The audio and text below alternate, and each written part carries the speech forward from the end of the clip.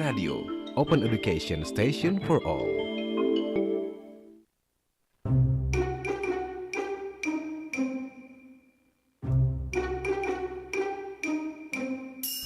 Duh, udah mana mau ujian, belajar gak ngerti-ngerti lagi. Pusing.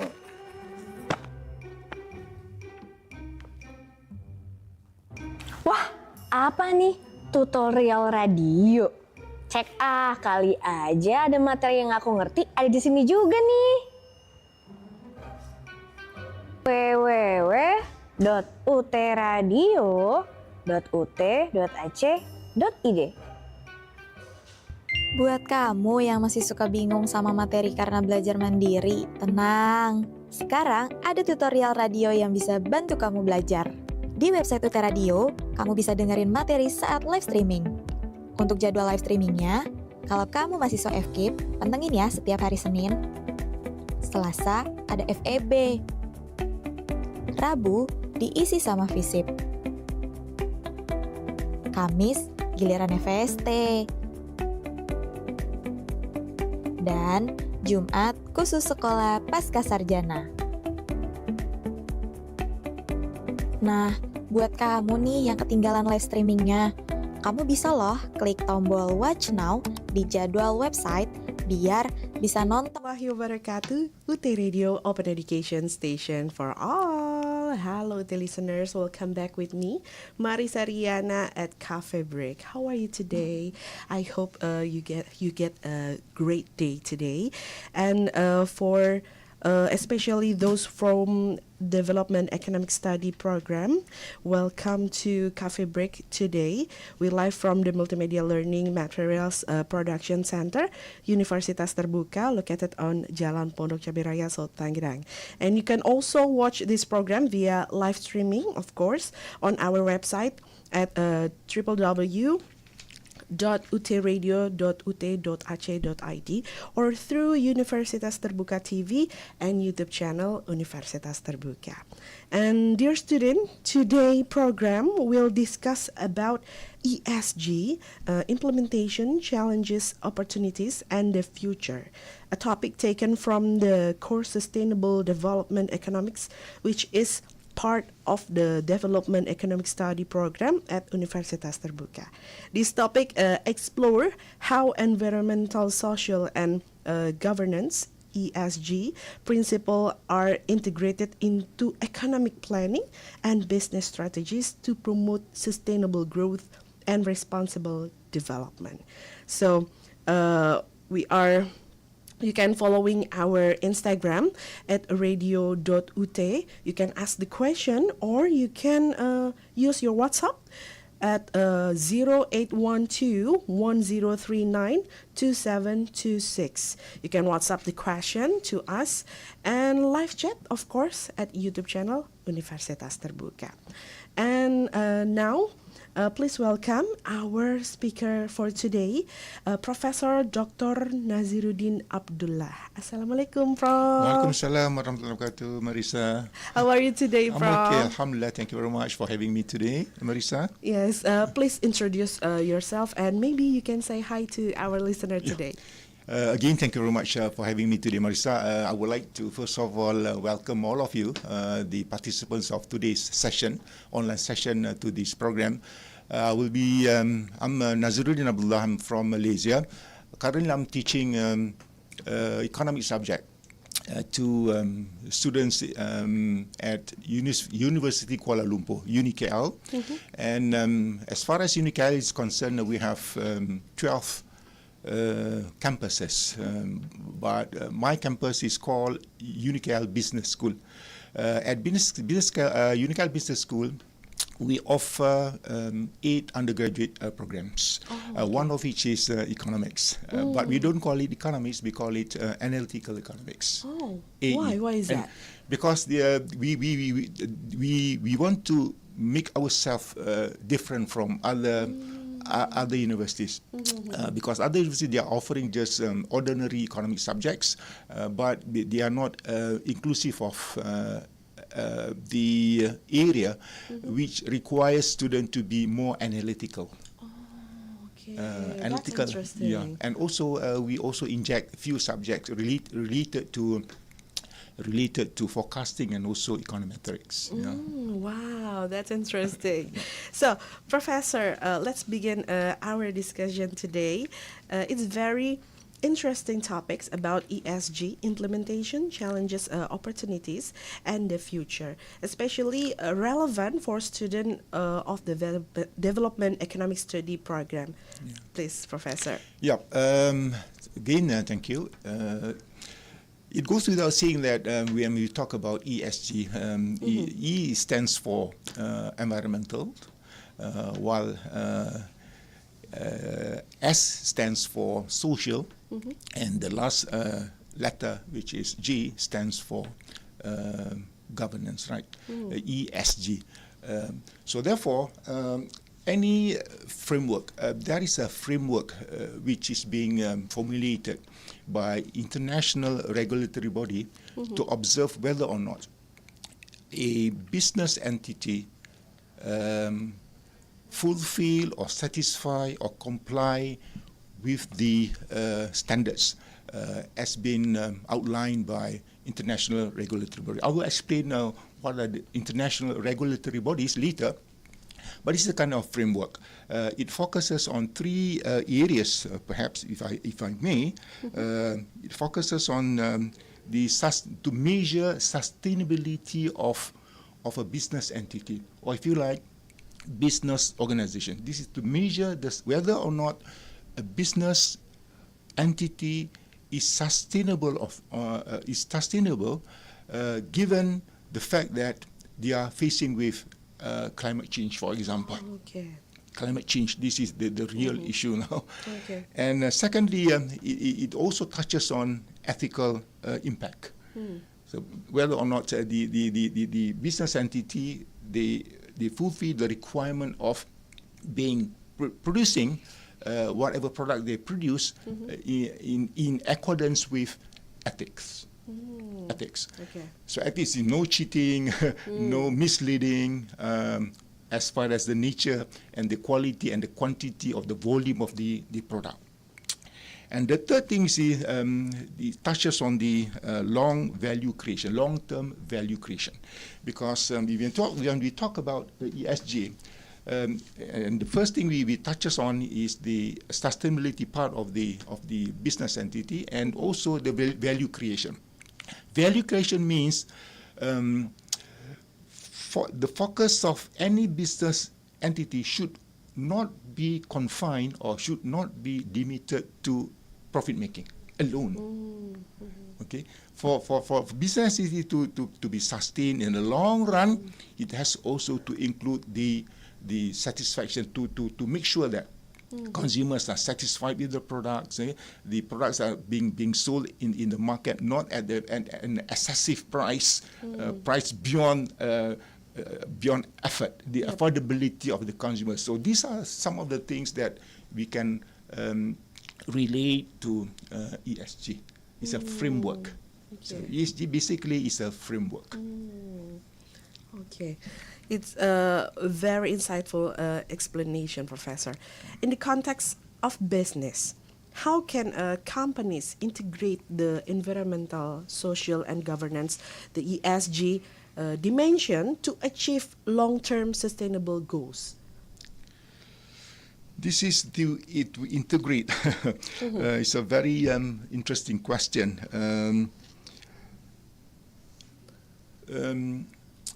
There are several things that companies can consider integrating the elements of ESG to their business activities, right? Okay.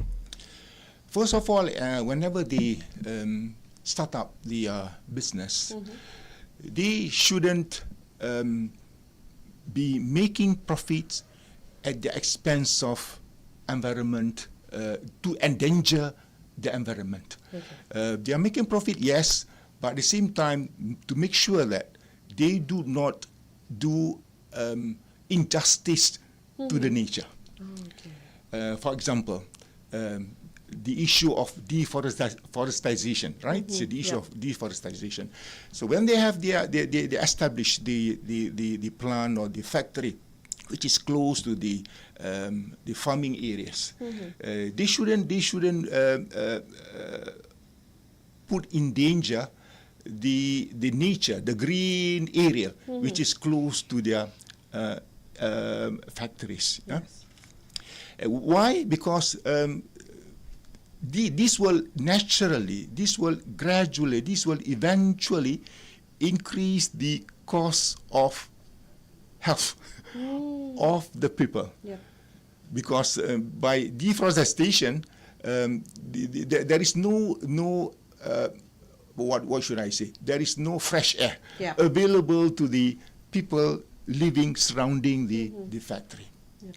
So the green area should be maintained. The green belt, the green belt should be maintained at whatever cost. This is why I think the business entity should consider seriously integrating the elements of ESG. And while they are making profit, okay, as I mentioned just now, they shouldn't only be thinking of making profit without also considering the future of the life of the future generation. As we know that the life that we are enjoying today, we inherited it from our forefathers. Yeah. So the same quality of nature we should preserve for our next generation. They should be enjoying the same nature, the same environment, the same peace of mind as our forefather and as we are enjoying today. So that is the second reason why business entity, business organization should be serious enough to integrate the elements, the components of ESG into their business activities. Okay. And what are the main challenges companies face in implementing ESG practices, Professor? Yeah, this is again a very interesting question. It requires a long, a lengthy answer, Yeah. Marisha. I've listed here nothing less than 4 key challenges. Okay.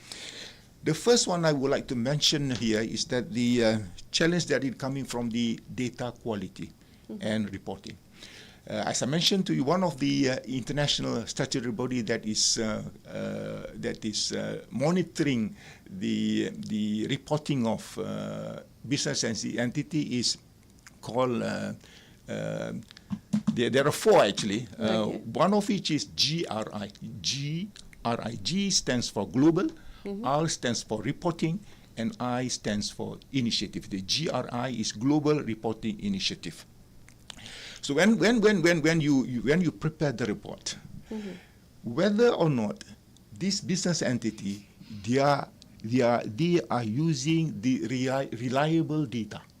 Oh, okay. This is called. This is another thing which is I think. Students of development economics are familiar with. They use the word greenwashing. Yeah. Greenwashing. Greenwashing means what? Greenwashing means they're using the data to mislead us. Oh. Yeah.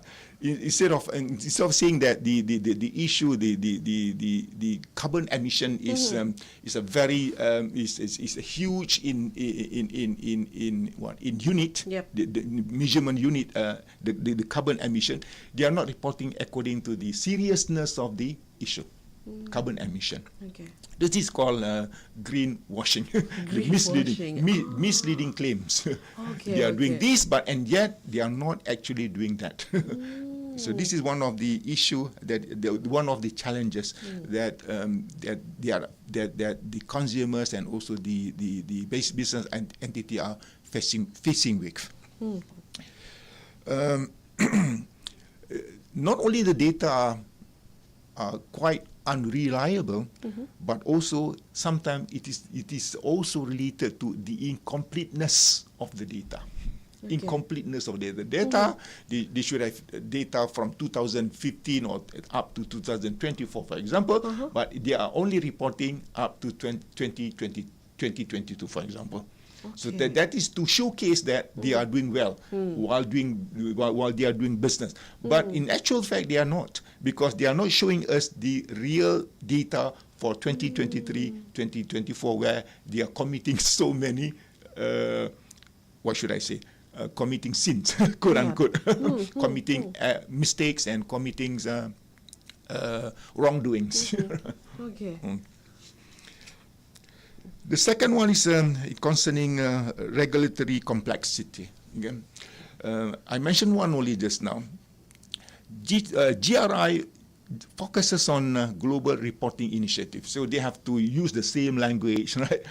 Any business entity, while they are reporting their ESG achievement, they should be using the same standards, the same language, the same measurement. But and for the second one is the second international regulatory body is SASB. S is Sustainable Accounting Standard Boards. So what does that mean? What does that mean? It means that apart from the climate change issue, they should also be concerned with the accounting reporting, the profit and the loss. Some business entity to avoid themselves from, say, I'm just giving you an example, to avoid them from paying tax to the government, they report that they are making loss for that particular year.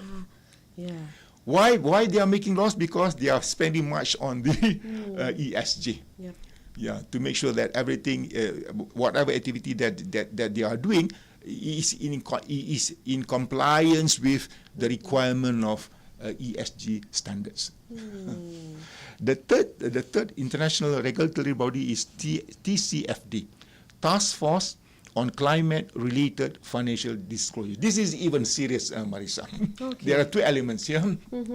One is climate-related issue, and the second one is financial disclosure. Some of the business entity, they refuse, they decline to disclose their financial statement, for example, for reasons only known to them. Perhaps, as I said just now, to avoid themselves from paying tax to the government, they report not as what they perform financially. The fourth one is CDP, is Carbon Disclosure Project. So this is the issue that we have that I have mentioned to you just now. This is something that is related to Carbon Disclosure Project. That is the second challenges. The third challenge. I told you just now, Marisha, this is going to be a very long one. It's okay, Professor. It's very interesting. The third challenge perhaps is the cost and resource constraints. For you for the business entities to be in compliance with ESG requirement, they should, I think, employ or hire suitable, not only suitable, but not only committed, but also qualified workers, or perhaps labor, right? Or human capital. That would be better. So nowadays it's not an easy thing to get a qualified, committed, and also qualified, committed, reliable human capital. You know that the young generation nowadays, they keep jumping from one company to another company. Yes. Company. So once they are having a lot of work to do, being assigned by the companies, obviously they will decide not to belong to the existing companies. They will jump to other companies which do not have to comply with the ESG requirement. So this is another issue, which I think not every challenge that not every business entity is willing to follow. To follow. The fourth one. Yep. Or we can have a break, commercial break. It's okay. We can finish it first. The fourth one is cultural resistance and change management. This is about business as usual. People, when we are, especially the workers, when the CEOs of a company, business entity, ask them or require them or make sure that they work should be in accordance with the ESG requirement, which is, I think, from the CEO side, from the management side of the management of the business entity side, they are always the ultimate goal is to make profit, right? Yep. Whatever is the company, regardless whether it's a small company, it's a huge company, multinational companies for that matter, the ultimate goal is to make profit. But that is traditional. That is traditional way of doing things. That one is considered to be business as usual. But sometimes, due to them required to fulfill the requirement of ESG, there is no longer profit is no longer the ultimate goal. Because apart from making profit, they have to also consider complying with the ESG standards. Yes. So this is a dilemma to the business organization. They were so used to making huge amount of business, huge amount of profit. Nowadays, they cannot make that much profit due to the ESG standard requirement. So that is the last one. So the fifth challenge. The fifth challenge. Still? Yes. There's still a fifth challenge. Okay, let's go. I mentioned the word greenwashing just now, right? Yep. This is another challenge to the business entity. This is the issue of superficial ESG claims without real action. They report this thing, but in actual fact, they are not doing that one. So there are two different things here. Reporting is one issue. The other issue is the real business, real business. So I think not many business entities nowadays they are willing and they are accepting the fact that they have to fulfill the ESG requirement. Yeah. But so it's so hard to find the fact, right, Professor? Yes. It's really hard to find the fact. Facts, I think data is not an issue. But as I mentioned to you, reliable data is the issue. Okay. The data that commands what respect from the readers, from the stakeholders especially, right? That's the issue. So the challenges is so hard to fix, but I think we still continue to talk about it, but we take a break for a moment. Don't go anywhere. Tetap di UT Radio, Open Education Station for All.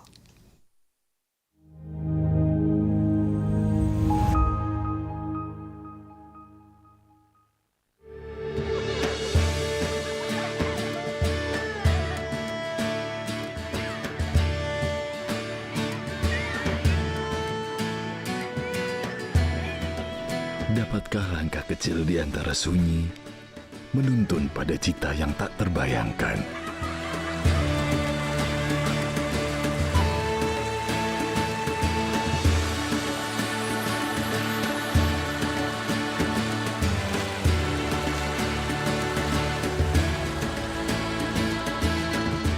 Dari sebuah cermin yang memantulkan mimpi dari seorang anak yang tumbuh dan mulai mencari jalan hidupnya. Dunia yang dulu terasa jauh, kini ada di genggaman.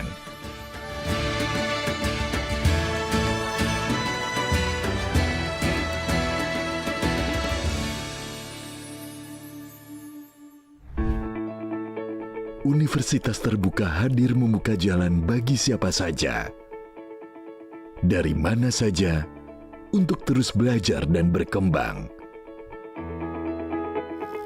UT menawarkan fakultas dan jurusan yang beragam untuk menjangkau segala minat dan potensi.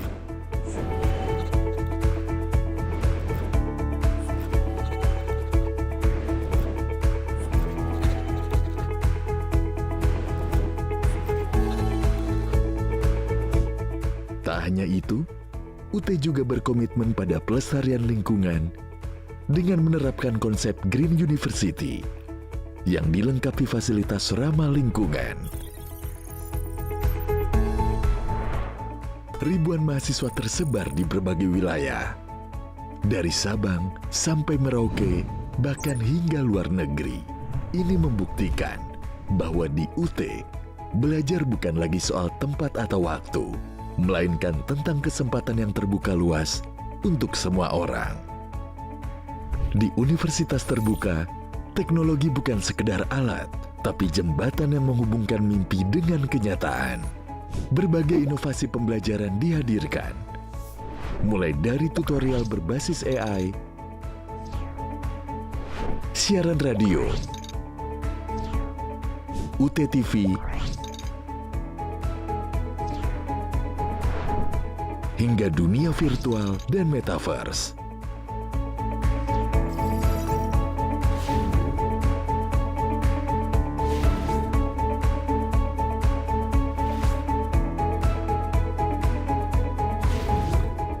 Bahkan terdapat sistem ujian yang fleksibel dan inklusif.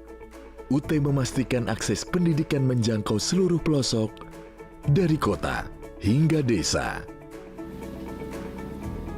Dosen dan tutor UT hadir melalui layar, suara, dan ruang digital.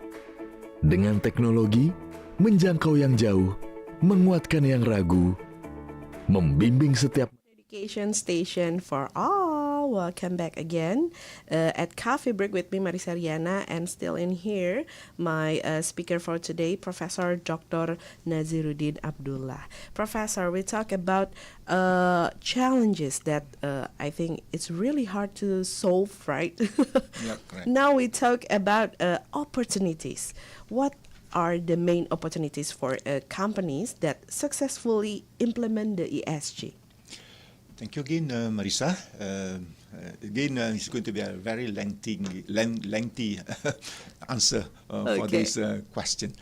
We talk about opportunities. I think it's a lot. Yeah? It's a lot of opportunities for business entity, business organization who decides to comply with the ESG standards. Right? One of which is access to capital. Yeah, so those are those companies that fully comply to the standards of ESG. I think that there will be no doubt, no issue at all for investors to come in and chip in their investment to that company, especially those companies that have the intention to go for IPO. What is IPO? Yes. Public offering, or something that to do with IPO, public offering. So this will be the time where though companies that are listed in the IPO, they will get huge number of investors who are willing to invest in the business being operated by the companies, right? So this is again a great opportunity for business entity, and they should go for they have no other option but to go for ESG, complying with the ESG standards. Okay. And also related to this is the market valuation of the company, right? Yeah. So market valuation of the company. So once they are complying with the ESG standards, then it goes without saying that the investors will come, and that will automatically increase the value, the book value of the companies, right? Yep. So this is another opportunities, and they should make use of every opportunity to make sure that they comply with ESG standards. The second one is related to operational efficiency. They say, well, of course, because when they do produce products, for example, there are two things here. When we talk about business entity, it's either they are going for cost saving or profit maximizing. Right. Whatever it is, I think in this case, in this particular case, I believe that cost saving will be the option. Because by complying the ESG, obviously they will not spend much, right? So ESG is all about cost, operational efficiency. They have to make sure that they produce things in a very efficient way.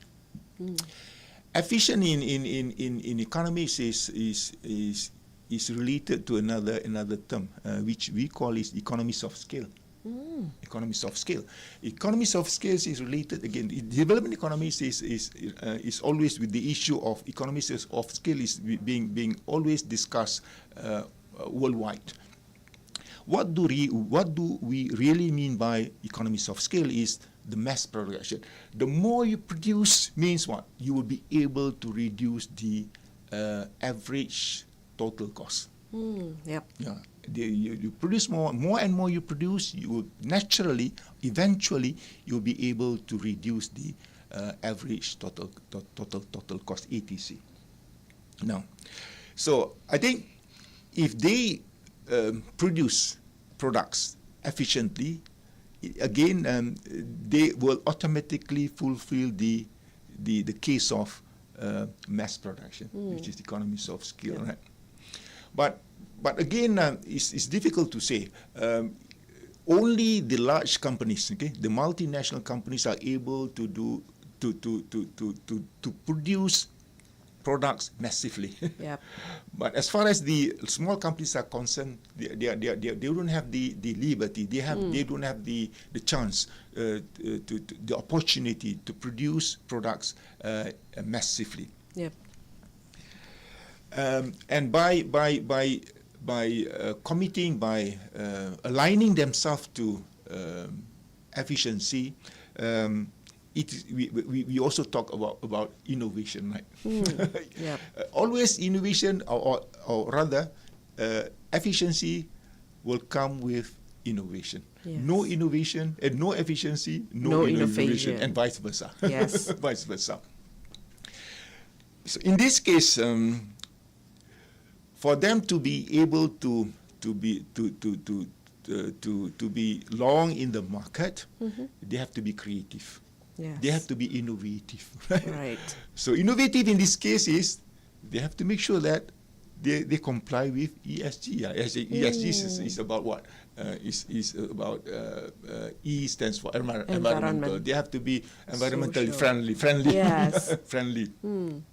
And as is social means, if they produce fruits or commodities or food, for example, the entire supply chain from farm to table, Yep. from farm, the food that is coming from producing from the farm to the table should be ESG compliance.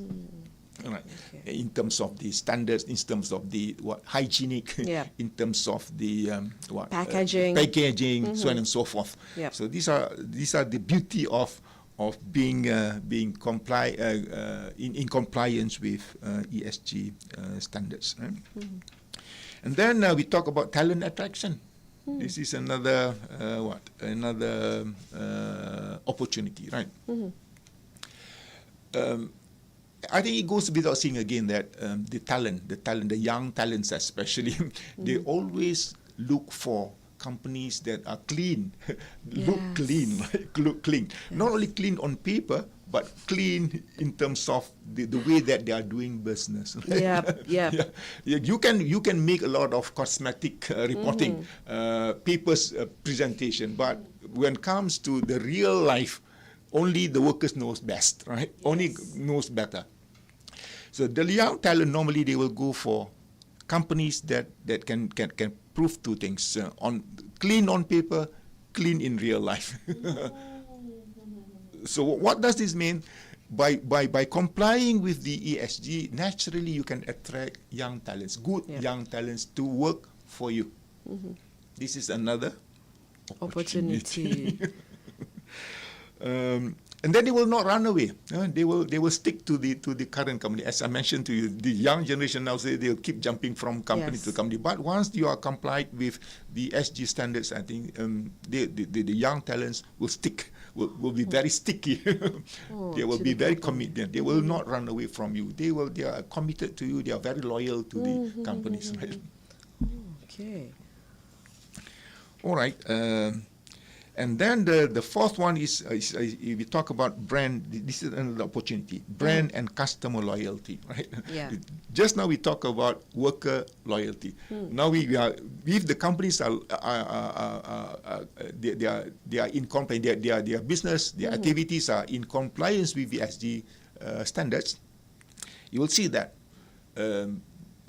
customers will also be loyal to them. Yeah. Yep. Something that the trust is there. Yeah. Okay, the trust is there. There is no issue of customers or consumers. They mistrust the business organization. Whatever product they produce and they sell in the market, I think something that is reliable, trustable, dependable, believable.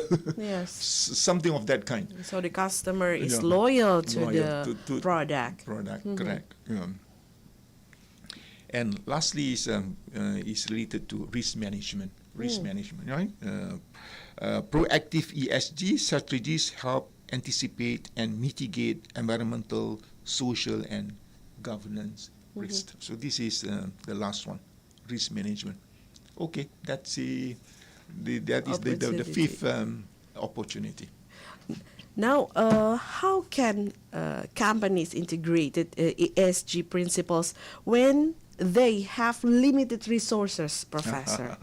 A very short one, Marisha. Yeah. Okay. The question says, how can companies integrate ESG principles when they have limited resources? Companies with limited resources can start by focusing on small, high-impact initiatives. For example, they can implement energy-saving measures, promote fair treatment of employees, or ensure transparent reporting in key areas. Prioritizing actions, seeking partnerships, and using existing tools efficiently can help them gradually adopt ESG practices without overextending their resources. Okay. And now, how does the implementation of ESG help drive long-term economic development, Professor? Again, a very short one, short answer, Marisha. Yeah? Implementing ESG principles promotes sustainable business practices that benefit both companies and society. I think we have been repeating this thing time and again. Okay. That will benefit both companies and also society and also consumers and also workers. We have been repeating this. If they are really implementing ESG, there is no doubt that it will be the society, the community at large will obviously benefit from the implementation of ESG. By focusing on environmental protection, social responsibility, and good governance, business can reduce risk, create jobs, and foster inclusive growth. Over time, these practices encourage innovation, attract long-term investment, and support a stable, resilient economy that contributes to overall economic development. Okay. Now, I want to asking about government regulation, Professor. How important are the government regulation in encouraging companies to adopt the ESG standards? This is about government. Government what? Government regulation. Regulation. I think any business activities without government intervention will lead to nowhere. So it requires that government, in the case of Indonesia, for example, okay, the ones that that regulates the issue of ESG practices in Indonesia is the Ministry of Environment and Forestry. Yep. That this is the ministry that is in charge of looking after or monitoring whether or not the company complies with the ESG practices.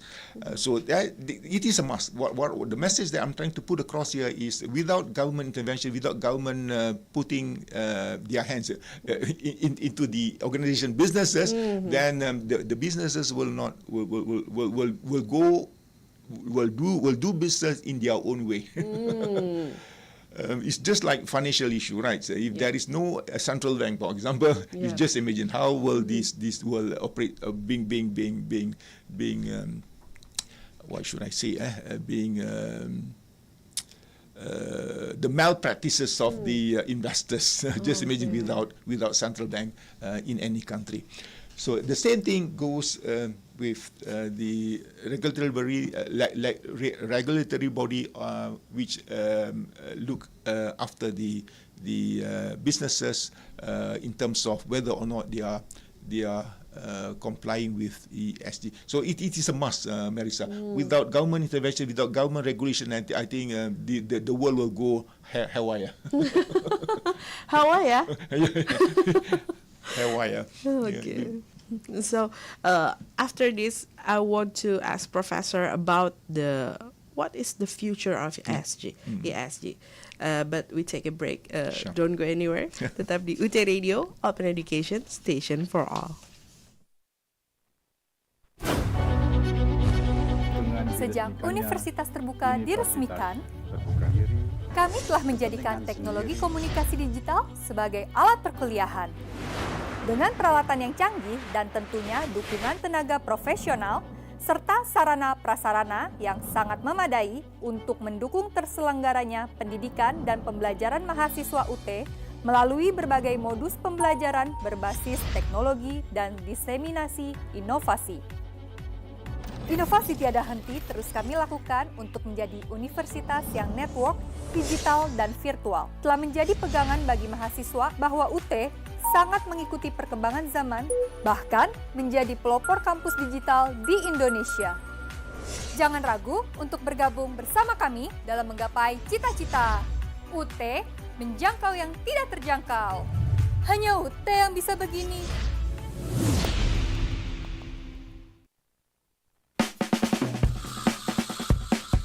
Setiap hari selalu kuawali dengan yang aku mau.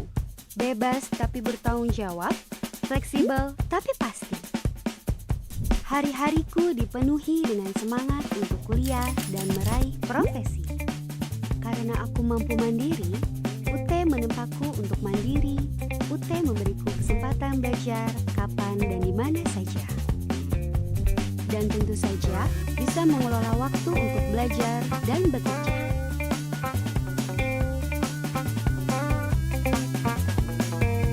Hingga kini, aku mampu meraih profesiku.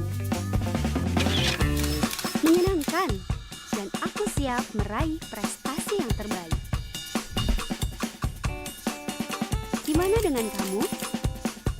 Kemandirian ciri khas utama kami. Ya cuma UT yang bisa begini.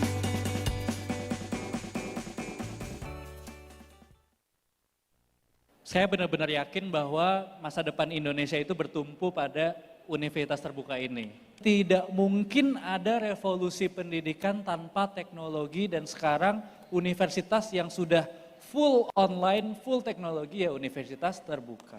Ya semoga Universitas Terbuka ini semakin berkembang, amin, semakin baik ke depannya, karena benar-benar untuk bisa meningkatkan skill dari seluruh lulusan SMA di Indonesia yang banyak sekali, itu ya paling mudah dan paling scalable itu ya melalui online. Sesuatu yang tidak mungkin bisa terjadi tanpa adanya teknologi. Dan Universitas Terbuka itu adalah a key player in this, di higher education.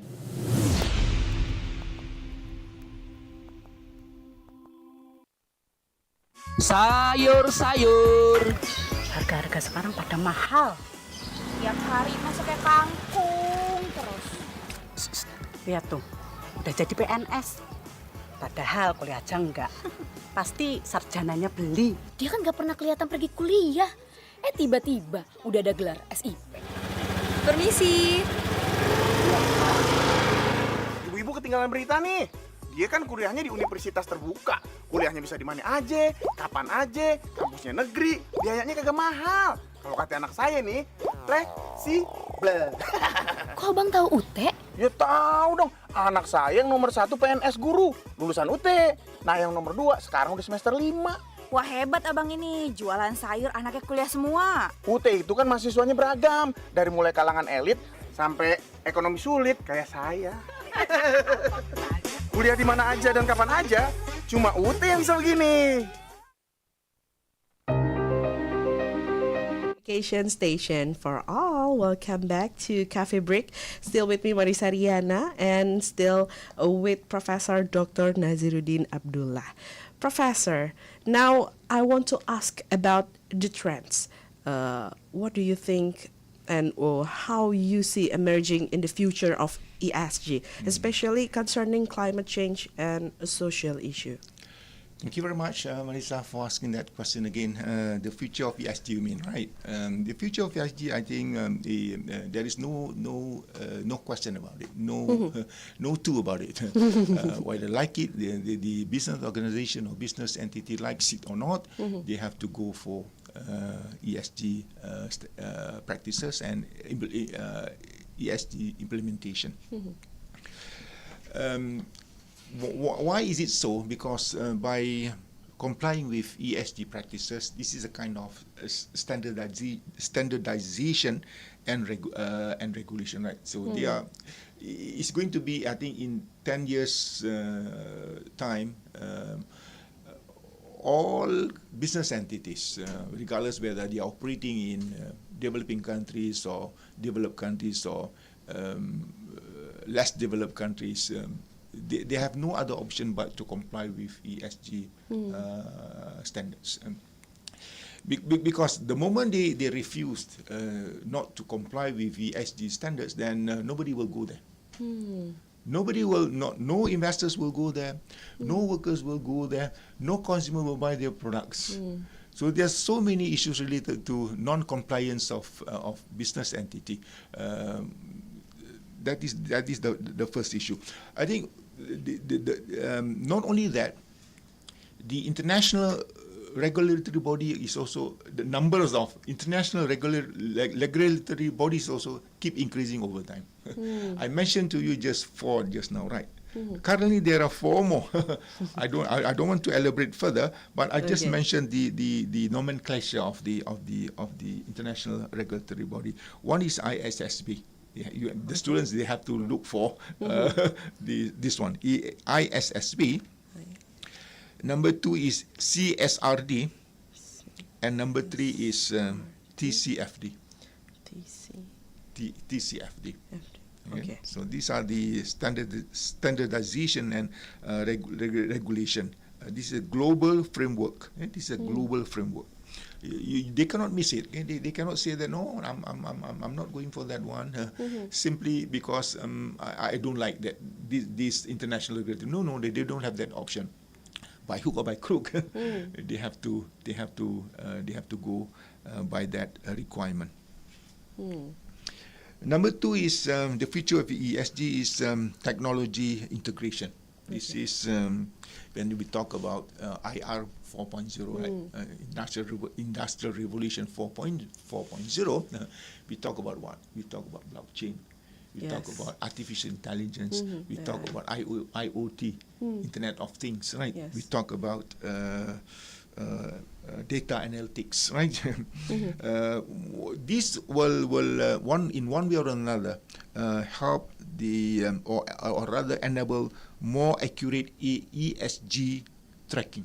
Okay. All right. EI means you cannot simply do the reporting, and then the EI will notify you, will tell you that you are simply misleading us. You are simply misleading us. The AI will automatically trigger you that, or the consumers or the workers or the stakeholders of the company that they are not reporting the truth of the truth in terms of the performance of the business organization. And also verification, right? This AI can verify whether the data is correct or not, incorrectness of data, or whether the data is correct, is there for AI to tell you.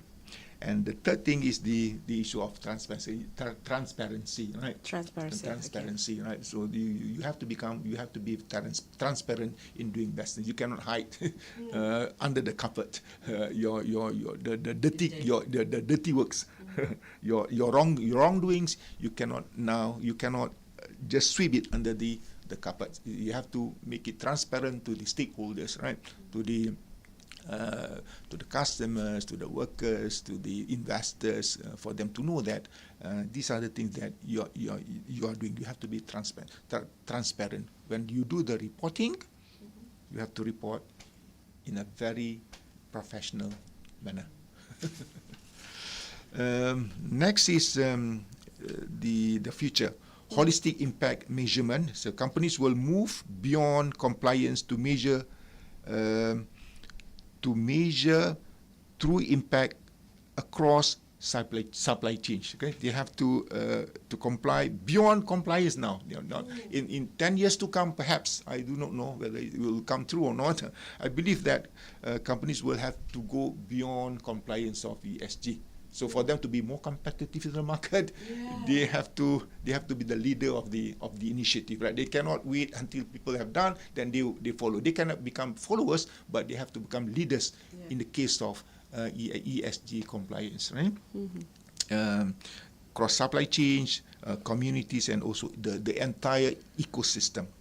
And lastly, the stakeholder-driven governance. This is again another big issue. I think by doing so, whenever they comply with the ESG practices and standards, that will go beyond the boardrooms. Boardroom means what? The board of directors. Yes.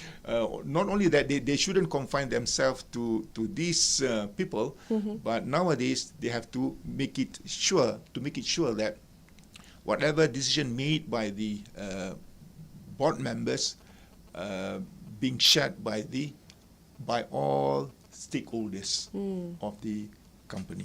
So I think that's it as far as the future of ESG is concerned, Marisha. Okay. How can companies measure whether their ESG initiatives are truly effective, Professor? Effective means that they have to comply with the issue of compliance, right? The moment they are not complying with the ESG practices or standards, then they are actually showing their true color, true color that they are not interested in ESG initiative, right? So I think the best thing that they should be considering doing is to fully comply with the ESG. Standards. And the last question, Professor. In the future, how do you think ESG will transform the industry and the global markets? This is a very hard question. Transform the market, I think, I think I've been mentioned this thing time and again, that without them complying with the ESG practices, I think nobody will come. Nobody will come and buy their products. Nobody will come to work with them.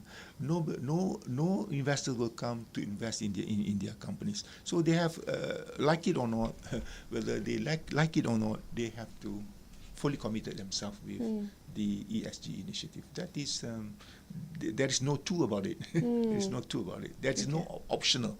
There is no optional. There is no